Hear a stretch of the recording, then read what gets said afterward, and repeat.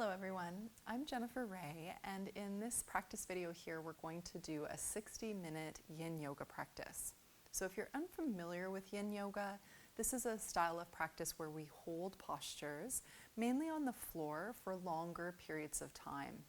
Now generally speaking, we hold the poses in more of a passive way, and I do recommend having quite a few props around you. So you could have some blankets, a bolster, maybe even some blocks nearby.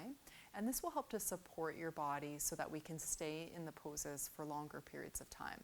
And I'll talk a little bit more about the theory of yin yoga as we go through our practice today. So to begin, go ahead and come down onto the floor, and you're welcome to place a folded blanket over your mat if that feels comfortable. You just want to make sure that you are really comfortable and at ease in our practice today. We'll begin today's practice by coming into a wide-kneed child's pose. So you can have something soft underneath your knees if you'd like. And if you can't reach your head all the way down towards the floor, you could simply place a cushion or a blanket underneath your forehead or underneath your chest. Bringing your knees wide and dropping your sitting bones down towards your heels as you lean forward. Find a position that's comfortable for your arms and shoulders. So you could bring your arms a little bit wider if you'd like, or even down beside your body. Now, in the yin yoga practice, we are looking for some pressure on the tissues, so there should be some sensation. This is one of the ways that our yin yoga practice is different than a more restorative yoga practice. But as with all of our yoga practice, we also want to find a place that is manageable, somewhere where we're perhaps challenging our body and mind a little bit, but nothing that seems too severe or demanding on the mind or on the tissues. So taking a moment to really observe, noticing sensation. Perhaps there are areas that are aching or areas that feel sharp, shooting, electrical, and in this case you need to support the body a little bit. So you could place a folded blanket underneath your sitting bones, behind the backs of the knees, for example, until you find a place where you're able to stay for a longer period of time without feeling pain. Once you have arrived, maybe taking a few deeper breaths and settling in here. You're welcome to relax areas of tension that you discover, maybe softening the belly, softening shoulders, softening eyes.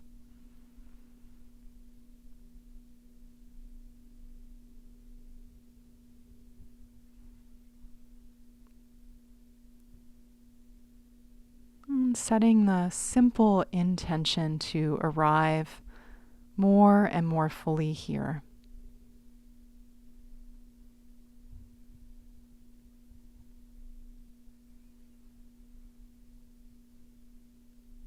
In the next few breaths, we'll slowly transition into a closed-kneed child's pose. So rolling the body upwards and just lifting and placing the knees together. And then once again, folding forward. Now this variation is slightly different, so you may need to adjust your props if you're using any. Some yogis find that the closed-kneed variation is not possible for their structure, and so it's okay to bring the knees wide for this part of our practice as well.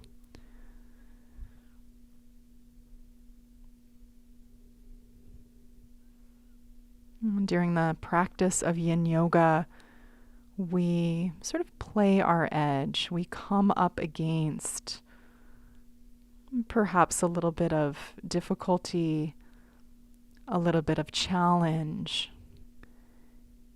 and then we work with the mind. But with that being said, it's also really important to approach our body, our practice, our state of mind with a quality of kindness and care. So yin yoga is certainly not about just simply holding a pose for a long period of time. It's about so much more than that. It's about really coming into contact with how it is right now.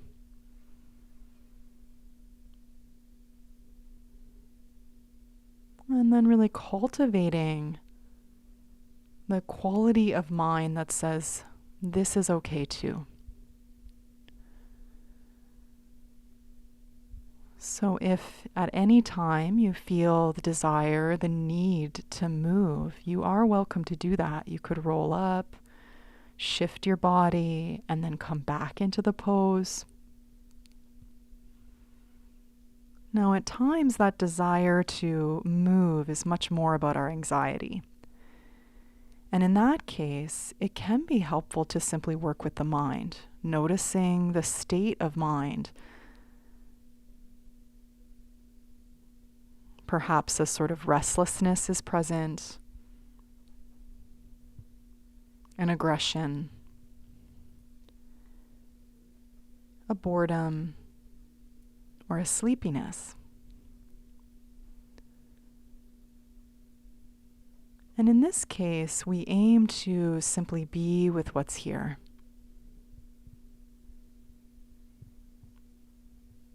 Relaxing the body, letting the hips drop.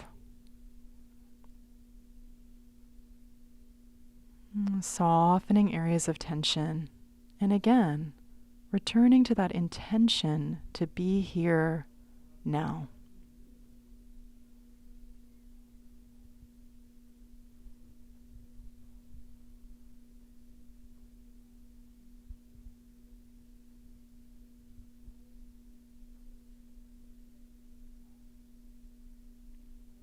And in the next few breaths, slowly rolling back up to seated. And then you can come to lie down on your abdomen. And we'll move now into what we call the Sphinx pose in the Yin Yoga tradition. So this is a baby back bend. A little different than our active practice. We bring the elbows closer to under the shoulders, either just right under the shoulders or just a little forward from the shoulders, creating a kind of prop, a way to steady ourselves in the back bend. So forearms to the floor. And if this back bend is too deep, you could bring the elbows further forward. That will lessen the pressure at the lower back, at the lumbar spine.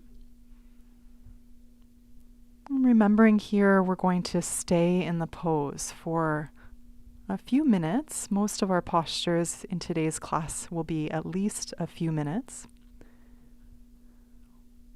So there's plenty of time to really arrive. And in this style of practice, a big part of the therapeutic benefits come from staying in the pose longer periods of time. This allows a kind of pressure in the tissues, in the joints, occasionally in the bones.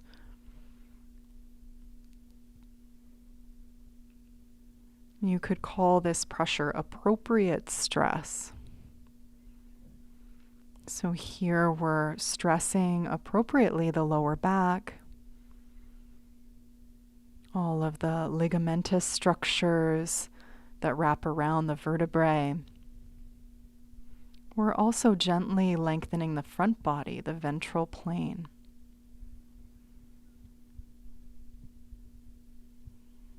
Some yogis do enjoy supporting their head with a block here. I prefer to keep the neck spine in the same pathway as the rest of the spine. So just notice if you're cranking your head way up, you may want to just bring the chin a little bit further towards the throat to lengthen the back of the neck.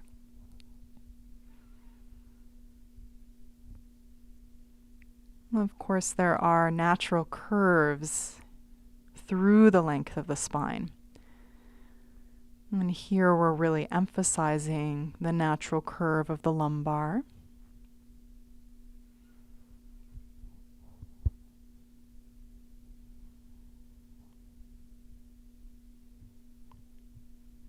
Settling into presence.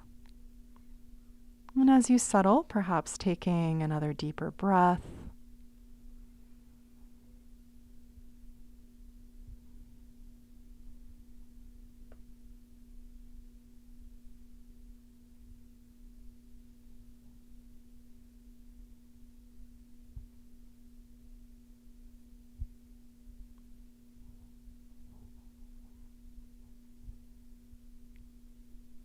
Now, as we practice presence in each of our postures in today's class, it can be helpful to use an anchor, a way to steady and ground our awareness in the present moment.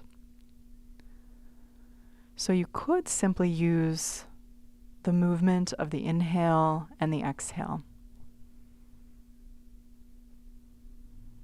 And watching the breath come and go. Like a metronome. Here and then gone.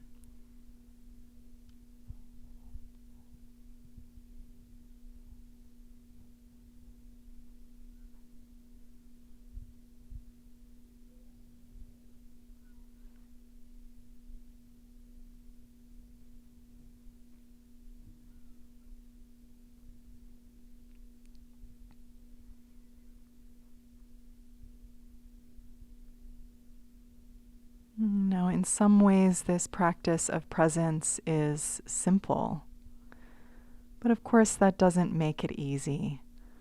Our minds are tricky. They want to jump from thing to thing, from memory to thought to preference, sensation, sound, feeling. And so, of course, learning to really attune to the present moment takes time and patience.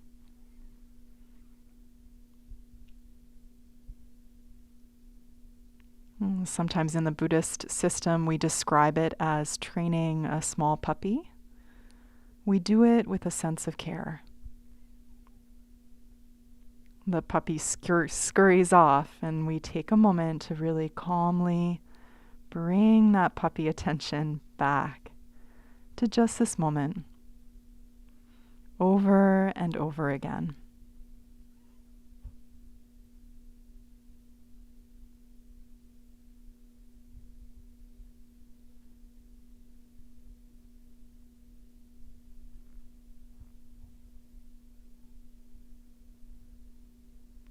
And in the next breath here, you can slowly release, lowering down to the floor, bringing elbows out towards the sides of the mat, and pausing in a rest position.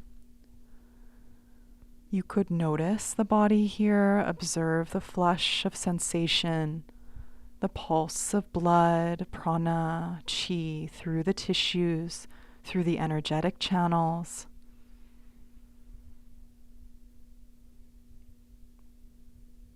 And then when you're ready, we'll move into a deeper back bend. So we're going to move into the seal pose, but you could take the Sphinx that we were just practicing a moment ago, if that felt like enough. Otherwise, I'll offer here a few different options for our seal pose. So the first is, I'm just demoing here, placing the bolster right underneath the hips. And in that case, then I bring my arms a little wider than the torso. You just spin the wrists slightly out towards the sides of the mat. So some yogis enjoy that version. There's also the version of placing the bolster directly underneath the lower ribs. So in this case, I have my hips on the floor, and the bolster simply creates an extra lift through the front body.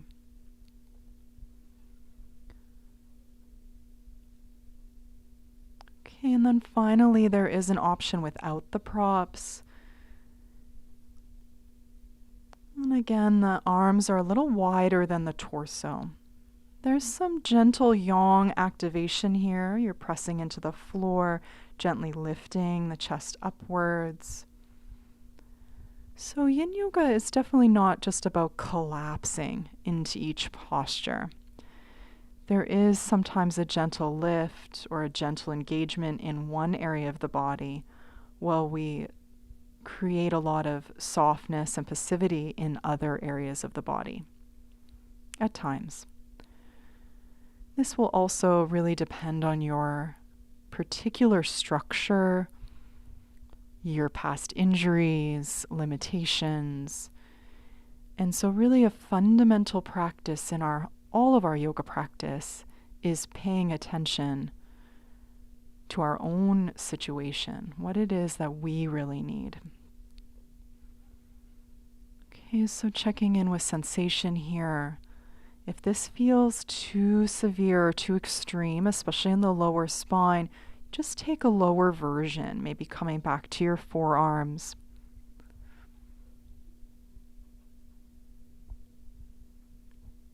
And regardless of the version that we're in, again, we're placing pressure on this lower back especially.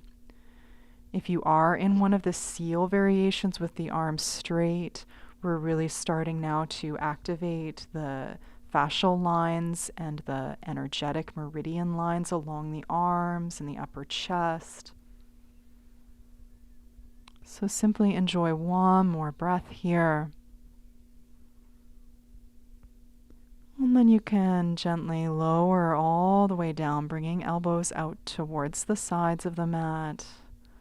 Release and take some deep breaths into the lower back.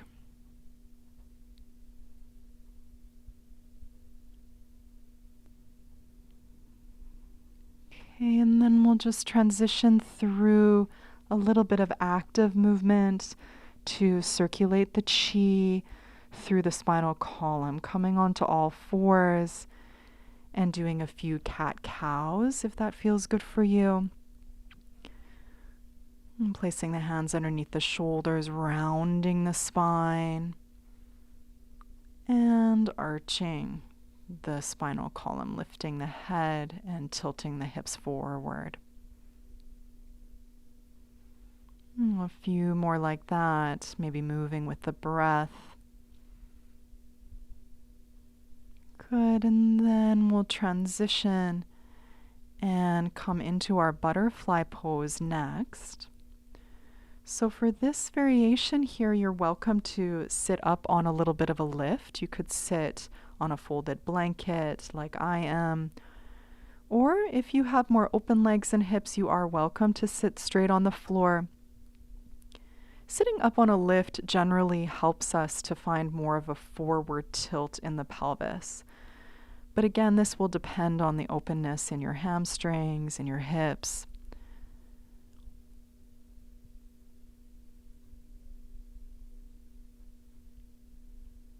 Getting really dogmatic about any particular yoga pose is sort of missing the point. So you want to really check in here with how it feels in your body. In the yin yoga practice, we're looking for this gentle tugging or pressure. This is a signal that we are putting a kind of stress, an appropriate stress on the connective tissues. And this fascial system, when we start to put the pressure on these tissues, we start to increase circulation of fluid. We also increase the production of certain fluids in the tissues, basically creating more resilience, more suppleness in the tissues. And as we hold the poses for longer periods of time, we encourage the superficial chi to drop into the deeper layers of the body, into what we call the meridian or channel system. So finding stillness here. Once we've found our yin shape, now the feet are further away from the groin in the butterfly pose. So it's a nice wide diamond shape. Folding forward. You're welcome to round the spine forward in the yin yoga style and soften. Relax and soften any of the musculature. Now, in a more active practice, we would be engaging the muscles here. In the yin style, we can soften, relaxing and letting go. And this actually then helps us to access the types of tissues that we're wanting to access in the yin practice. If we engage the muscles, we are not able to access those same tissues oftentimes.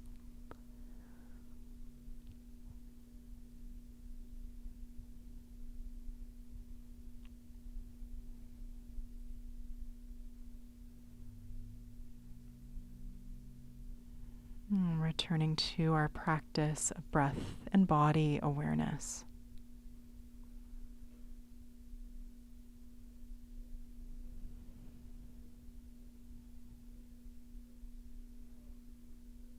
Working with this pair of practices, kind attention,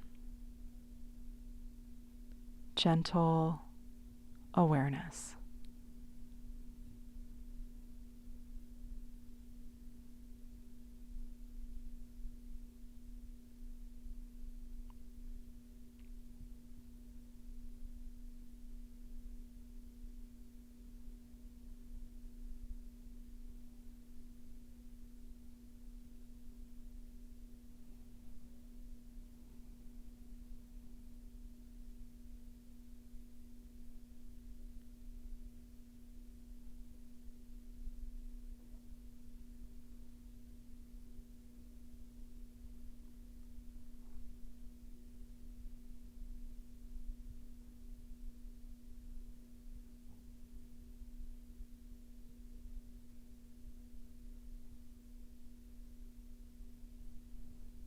And as the time goes on, the sensation may increase.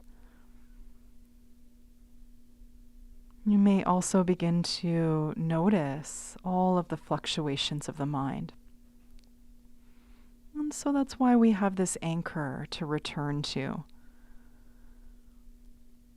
Remaining present by cultivating our ability to be here now through awareness of the breath,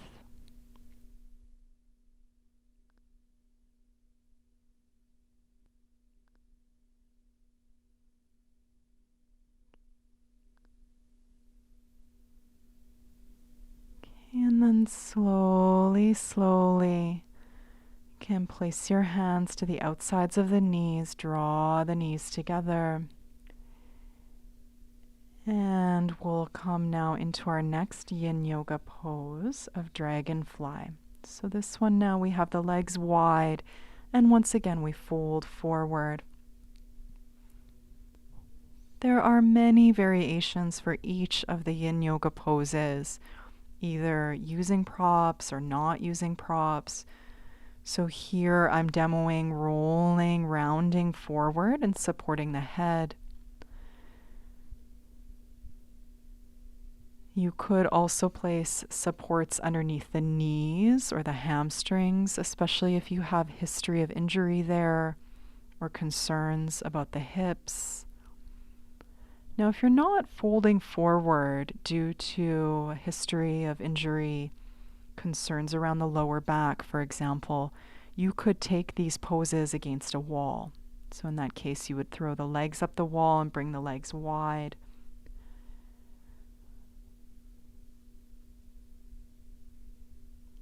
Once you've arrived, let's all take a deep breath. Opening the mouth, perhaps, letting it go.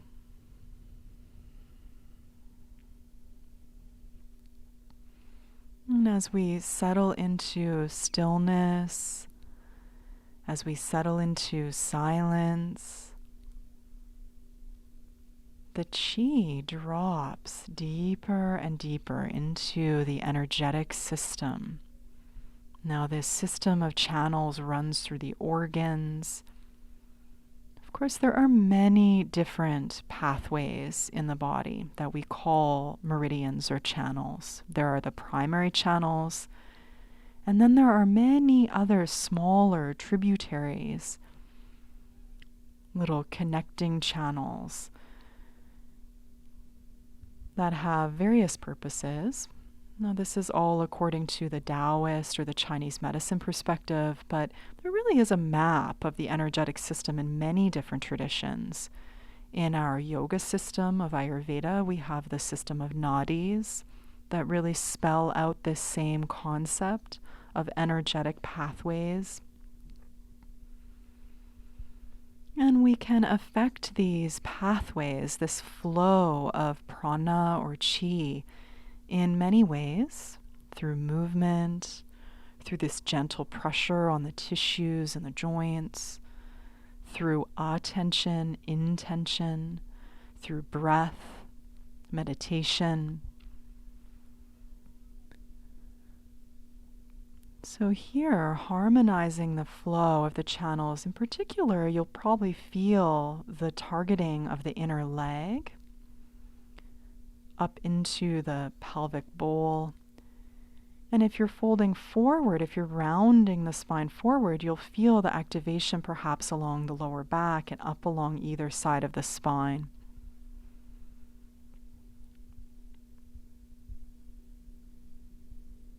And wherever you find yourself, returning to just this breath.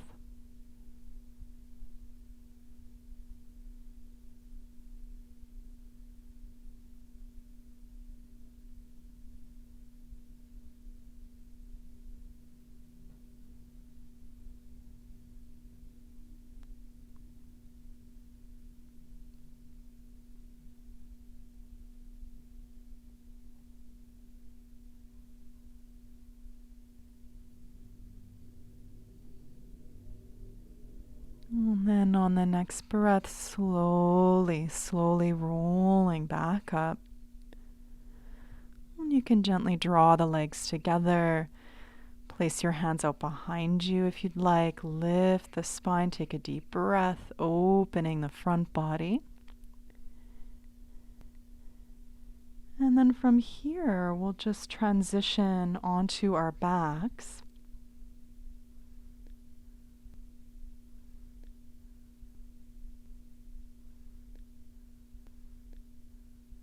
Hugging the knees into the chest. And so this is similar to the child's pose we began with. There's gentle pressure of the thighs into the lower abdomen. And then we'll take the happy baby. Sometimes this one's called dead bug pose or stirrup. Now, I generally prefer to grab the feet on the outsides of the feet. If you can't use your hands to grab the feet, you would just use a strap here. You could use 1 or 2 straps would be ideal. So you want to ensure that your neck and your shoulders are not experiencing a lot of strain in this pose. And of course, there is some yang action here. We're pulling on our feet down towards the floor, just drawing knees and thighs off to either side of the torso. But we are going to hold the pose for a longer period of time with a quality of gentleness, so remaining fairly soft.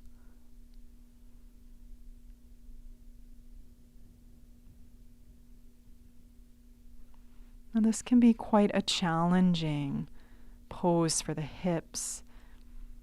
So if that's true for you, maybe really taking a few deeper breaths as you arrive.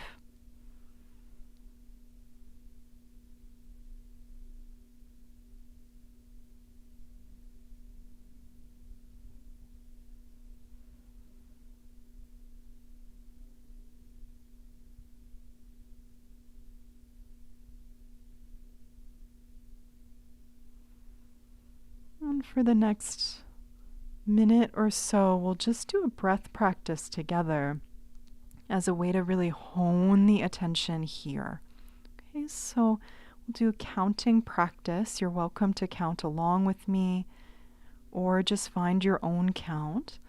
We'll count on the inhale to about 4 or maybe 5, and then we'll count for 4 or 5 on the exhale. So breathing in and out of the nostrils. Inhaling for 2, 3, 4. Exhale for 2, 3, 4. Continuing like that.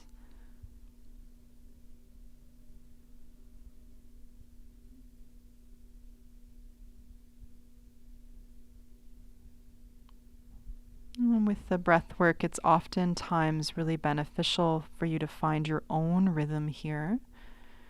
So most importantly, softening the breath and really slowing the breath down. Settling your attention on the inhale and the exhale, and in particular the counting. The counting will help you to concentrate the attention.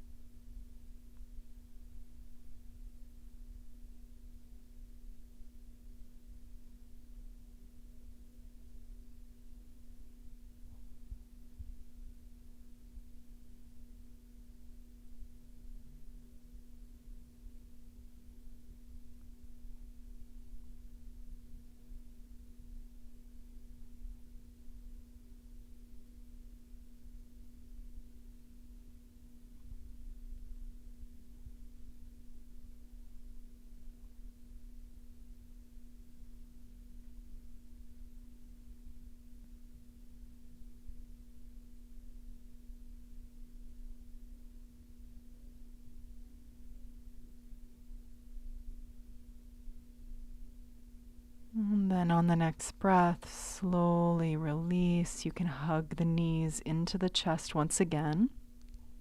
And take a moment here to just extend the legs. Pause, observe the echo of that pose.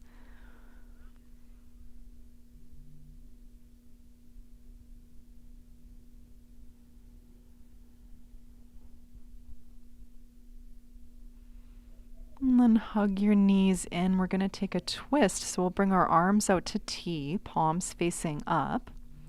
Hug the knees in. You can just shift the hips over to one side and then drop the knees to the opposite side for a laying spinal twist. You could just gently use one hand to guide the knees to the floor without force. Remember, you have time in each yin pose, so the body will gently open with gravity and time. Through relaxations, softening, allowing the belly to soften. Let the shoulders, scapula be heavy. Feel the spreading at the back of the skull. It's dropping the head, softening the eyes.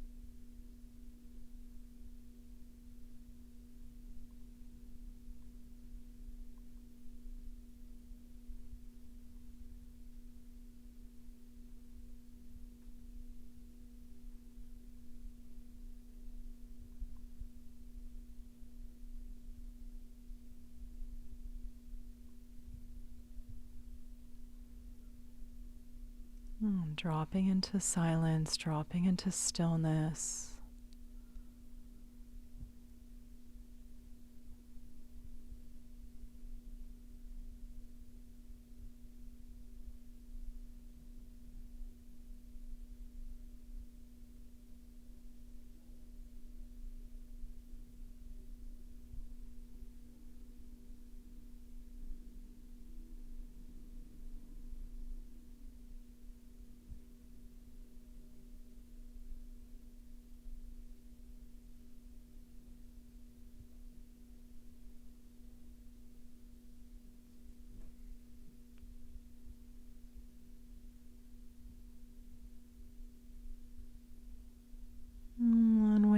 ready, rolling back towards the center, adjusting hips, and we'll take opposite side.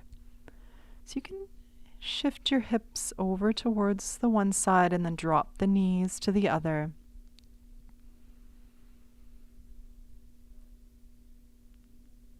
Some yogis like to place support between the knees, especially if you have a little low back concern or some tenderness there. Placing a support between the knees can be helpful.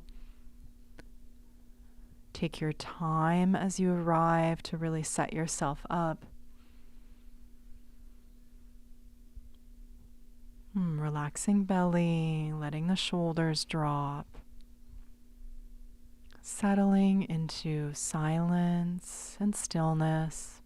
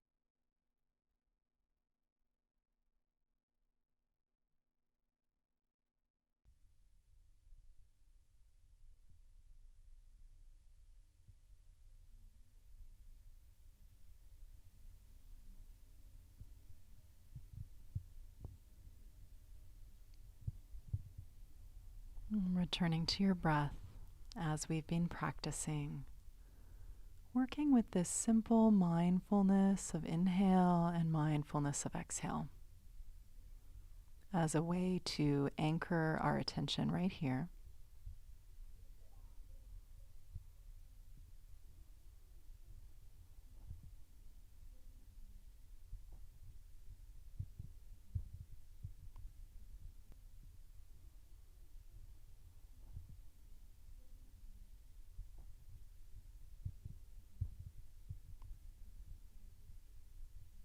And on the next breath, slowly returning back down through the center.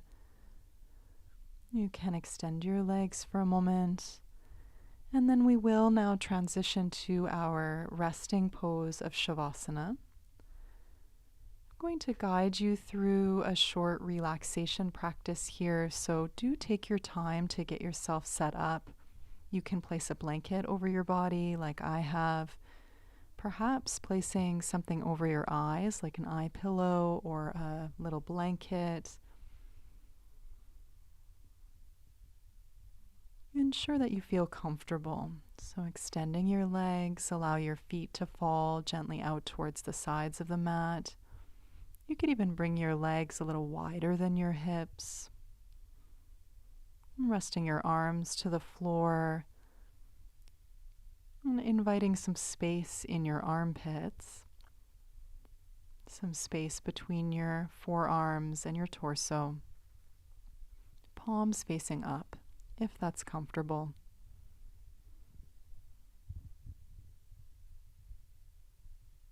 And making any final adjustments here, shifting, tucking, dropping. Most importantly now, really letting go, dropping.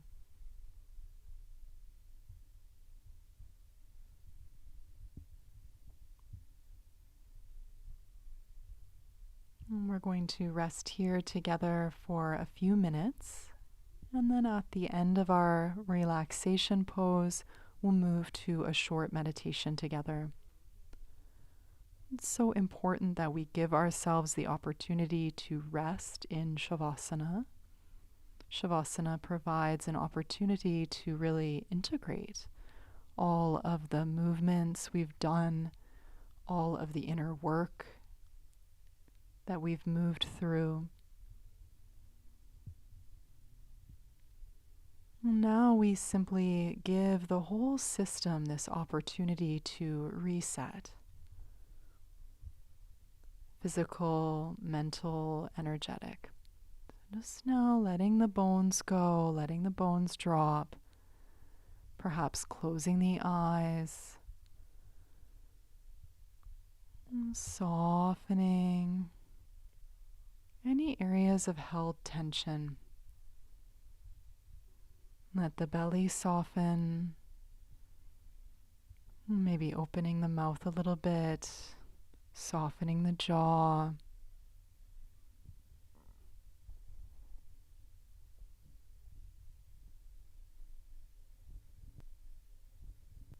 Bringing your attention to your skull. Just feel the heaviness of your head. Perhaps even sensing into a gentle spreading at the back of the skull. Allowing your eyes to recede. And really, all your attention dropping now deeper into the body. Soften the throat. You could swallow, soften tongue.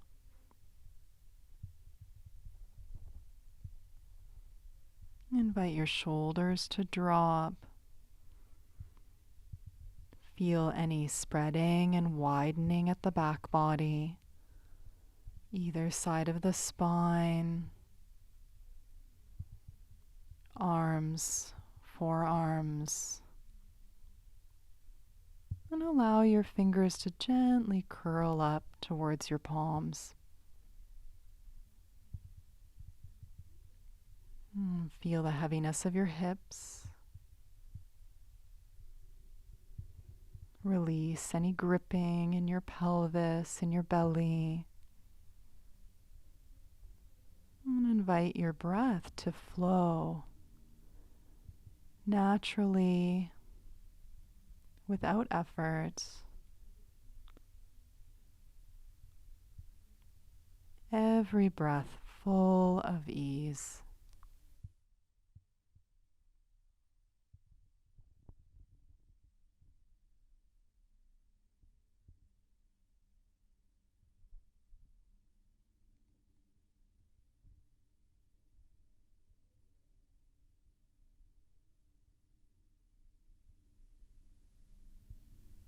And feel the bones of your legs and your hips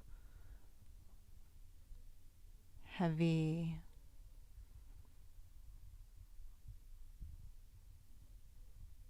And with every breath,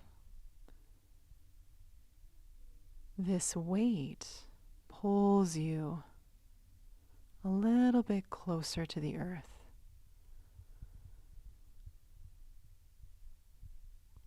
Let go at the knees. Let go at the hamstrings. Let go at the ankles.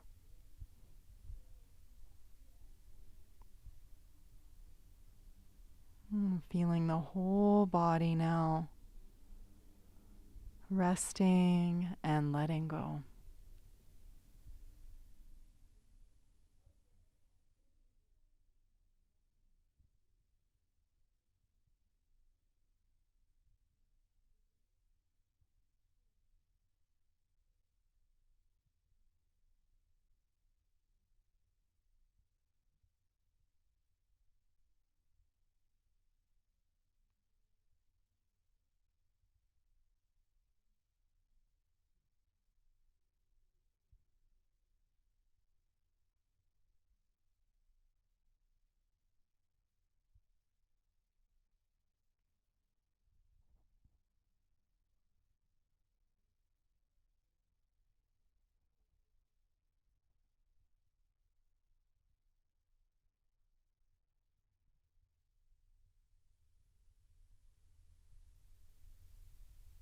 And from here, slowly, slowly waking the body up, maybe wiggling fingers, toes, stretching.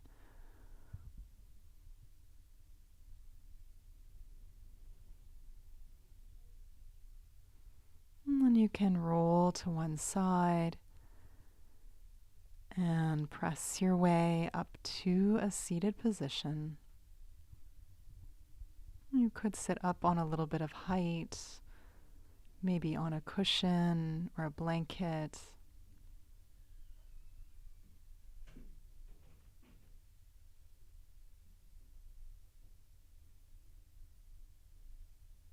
And eventually finding a place of stillness, resting your hands down on your legs or in your lap,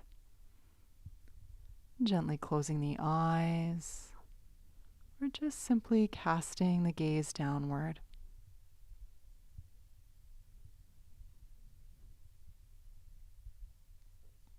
And once we've set up our posture for meditation, we aim to release the constant adjusting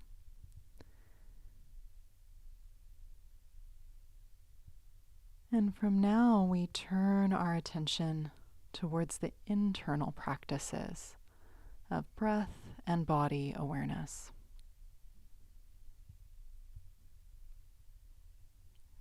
Begin to feel the grounding of your body, just noticing the contact of your body on the cushion or on the floor. A sense of steadiness.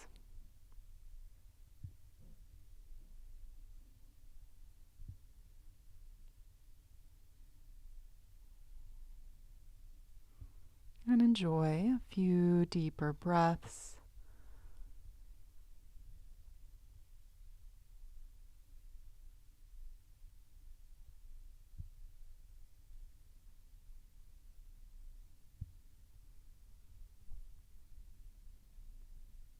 Anchoring your attention right here.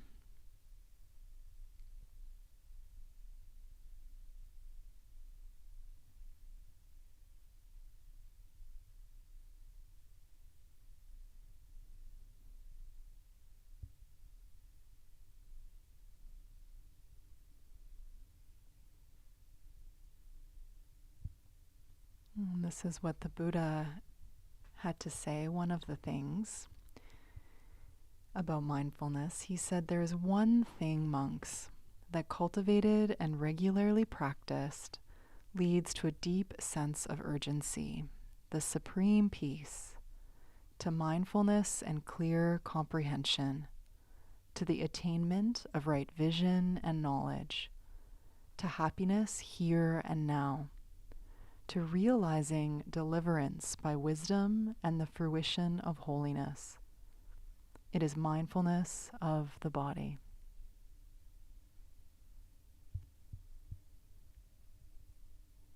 So turning your attention to this body, feeling breath, feeling sensation, noticing what's here, without judgment, without preference.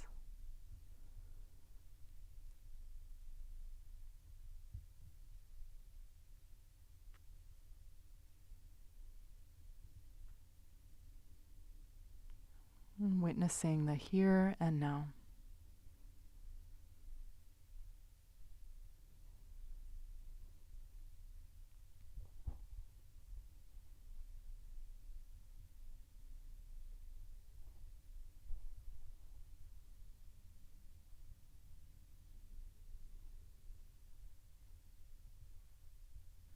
So the practice of meditation is not about dismissing or changing thoughts, but simply recognizing that thoughts appear the way everything appears. They arise and they fall away.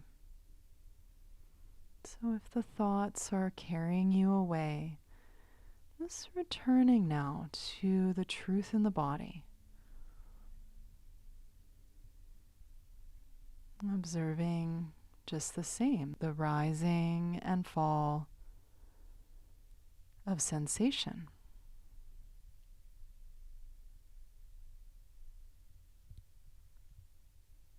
And perhaps recognizing that just like thought, sensation is impermanent. It's here one moment and gone the next.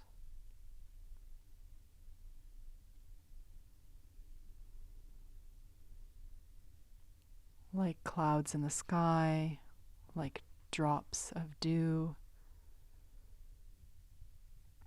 This breath, these sensations, these thoughts, they arise and they dissolve.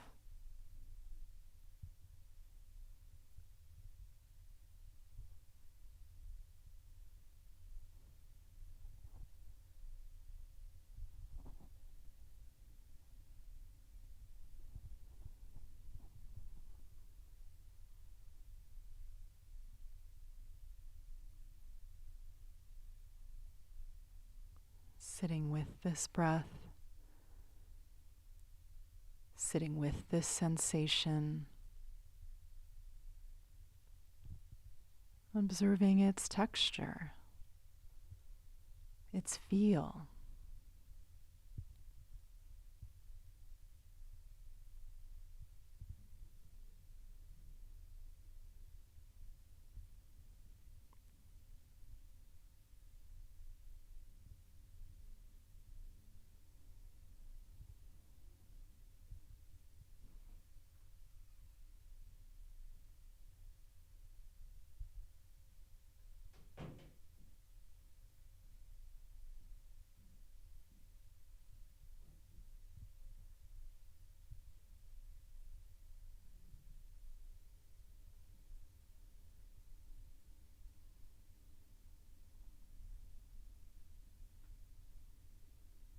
And through this observation,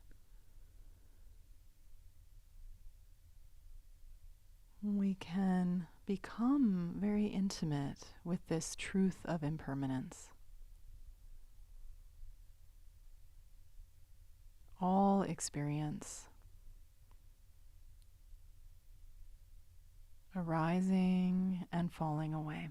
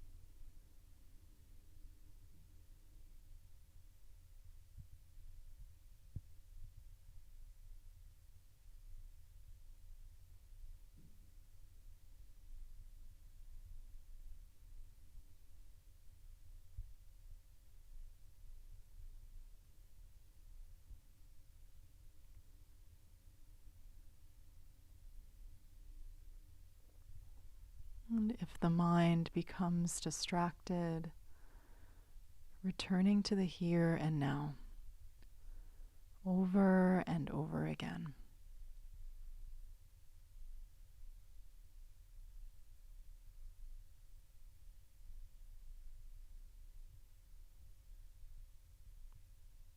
Mindfulness of body, mindfulness of breath.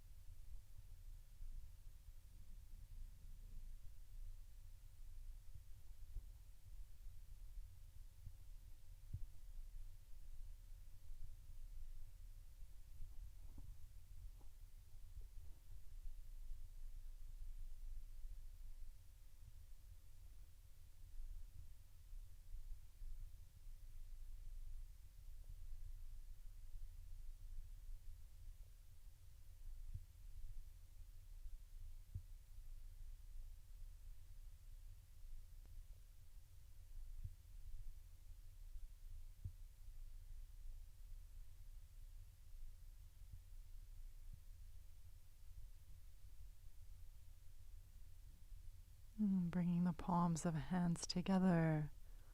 If you'd like, bowing down towards the palms, taking a moment to simply acknowledge our gratitude for the practice.